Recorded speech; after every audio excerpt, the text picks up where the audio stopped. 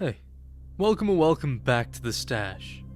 So, Daredevil issue 17. We're deep into Saladin Ahmed's run, almost 2 whole years, but man, this specific issue, this one might just be the most frustrating one yet. It's the kind of comic that makes you sit back and ask, what's the plan here? Because after 17 issues, 17 months, I'm still not sure. Just like last issue, this release properly displays the cracks in the storytelling, the horrible pacing, and even the painfully stale artwork that now feel impossible to ignore. Issue 17 tries to juggle a lot: Matt's faith, his role as Daredevil, and the continuation of the Sin storyline. But instead of feeling like a cohesive chapter, it's more like a series of disconnected beats that never quite hit their mark. And here today, that's what I want to dive into. So join us as we break down why this issue in particular left me feeling so disappointed. But before we get into that, I wanted to take a quick second to let you all know that here at The Stash, we're trying to reach 6,000 subscribers, and any support truly does mean the world to me. So if you like the Guardian Devil of Hell's Kitchen or just comic content in general, consider sticking around and maybe hitting that subscribe button. But anyway, with all that being said, let's jump right into Daredevil issue 17.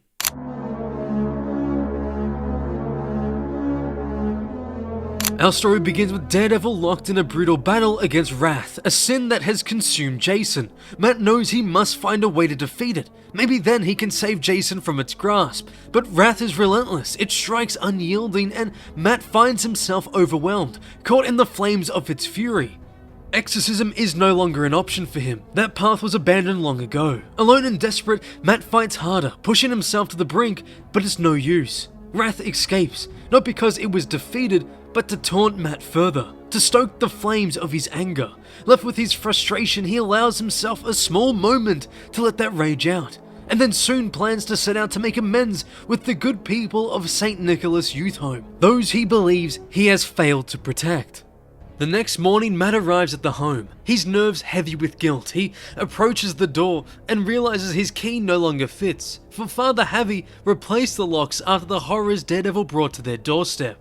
Matt truly believes pain is all he brings to the people in his life. He rings the doorbell, ready to apologize and to disappear forever. But to his surprise, he's met with warmth. The children welcome him back with open arms. Well, almost all of them. Ashley, still bitter over the recent events, refuses to forgive him. Her anger boils over as she makes a scene before she storms off with the other kids as she forcefully grabs their arms to leave. Left alone with Javi, Matt learns troubling news. A certain law firm, Nelson and North, has been relentlessly trying to shut down their youth home. Meanwhile, She-Hulk uncovers a shocking revelation. So when she finds the chance, she alerts Matt right away. She tells him that Cole North is in fact missing, but that's not all. Upon doing some more digging into what Nelson and North are doing to the youth home, Jen questions as to why Foggy is so insistent on taking the case to trial when the case is strong enough for summary judgment. Matt explains that it's because Foggy wants to watch Matt make a complete fool of himself in court. It would make perfect sense if he's being possessed by the sin of pride, considering it would take astonishing arrogance for Matt to even argue such a case. But he shouldn't have to worry about that considering he's no longer a lawyer. Is what I would say if someone hadn't just orchestrated a massive twist. That's right everyone, Matthew Murdock is once again a lawyer. As the day stretches on, Matt decides to return to his roots as Daredevil, patrolling the streets and lending a hand to those in need. It's a glimpse of the hero we haven't seen in a very long time. Later that night, perched on a rooftop, Matt makes a desperate call to Cole North's phone, expecting silence, but much to his surprise, the call is answered, not by North, but by Foggy Nelson, possessed by the sin of pride. In their haunting exchange, Foggy reveals a grim ultimatum. If Matt wants to save Cole and the youth home, he must win an unbeatable case. And so, our story ends with the weight of this seemingly impossible challenge looming over Daredevil, a courtroom battle against his oldest friend, overtaken by darkness.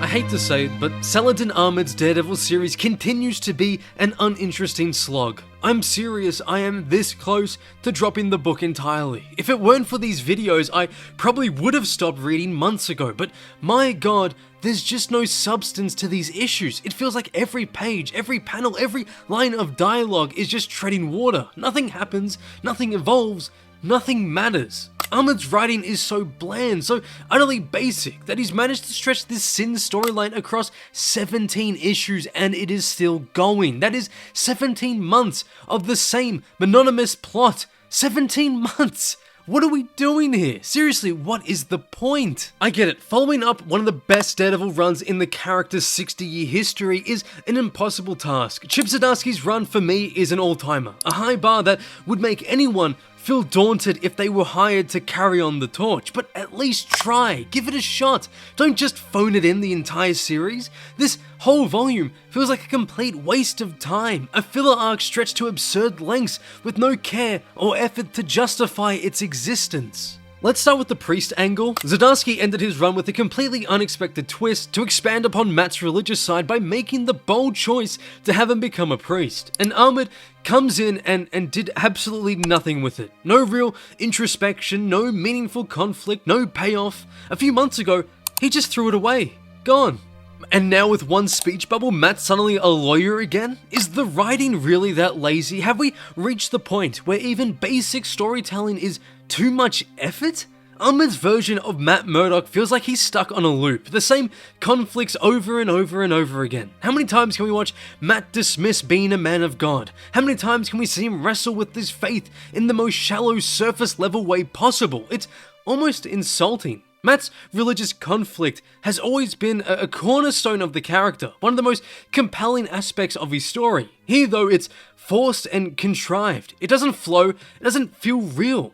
Honestly, I almost wish they never made him a priest in the first place if this was the best they could do with it. And look, I understand, making Matt a priest was definitely an interesting choice, one that no one really expected, and some fans hated it, others liked it.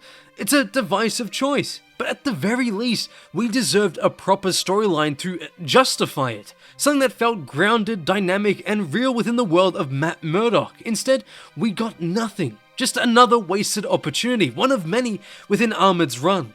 But now let's talk about the Sin storyline. I am so bored of it. Like, Ahmed somehow took an idea with some real potential if done right. You know, Matt confronting the literal and figurative sins of his past, and he ran it into the ground. It's so boring that the story felt dead, not even 6 months in. And yet here we are 17 months later, still dragging this lifeless thing along. The series has lost all its focus. This arc should have been ended by issue 12 at the most. But no, they're dragging it out, milking it for all it's worth, which, spoiler alert, is not a lot. And at this rate, we're looking at a 2-year storyline that's already run out of steam. And the artwork doesn't help either. Aaron Kuder's art is stale and uninspired. I'm sure he's trying, but for a Daredevil comic, it's just not good enough. Hell's Kitchen doesn't look nor have the overall vibe or presence Hell's Kitchen should have. The action feels stiff. The lighting, especially at night, is so poorly executed that it feels artificial. And the Daredevil costume? Kuder's art somehow makes it look goofy, even unappealing. Matt's supposed to be the guardian devil, a figure who strikes fear into criminals. In Kuder's hands, he looks more like a wannabe cosplayer. And then there's the covers, you know, John Romita Jr. is still on cover duty, and it's clear that that's not changing anytime soon. I hate to say it, but Romita's work just isn't what it used to be. The covers, like the interiors, just do no justice to Daredevil.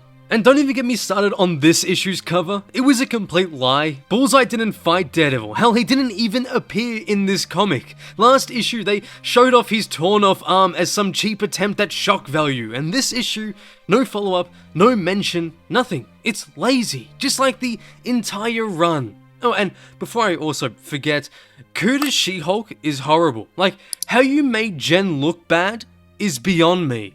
Overall, Daredevil issue 17 and the series as a whole has left me feeling insanely jaded. As someone who adores this character, it's hard not to see this run as an insult to the great stories that came before it. There's nothing of value here. The story is boring, bland, and dragged out. And then the art is stiff, stale, and uninspired. In my previous video I said I didn't hate this run, that I just found it more so painfully boring, but now I think it's safe to say my opinion has changed. Sure, it might be better than Zeb Wells' Amazing Spider-Man, but that's not saying much. At the end of the day, this run isn't just mediocre. It's a boring mess. It's the kind of story that makes you wonder if anyone involved truly understands what makes Daredevil so special.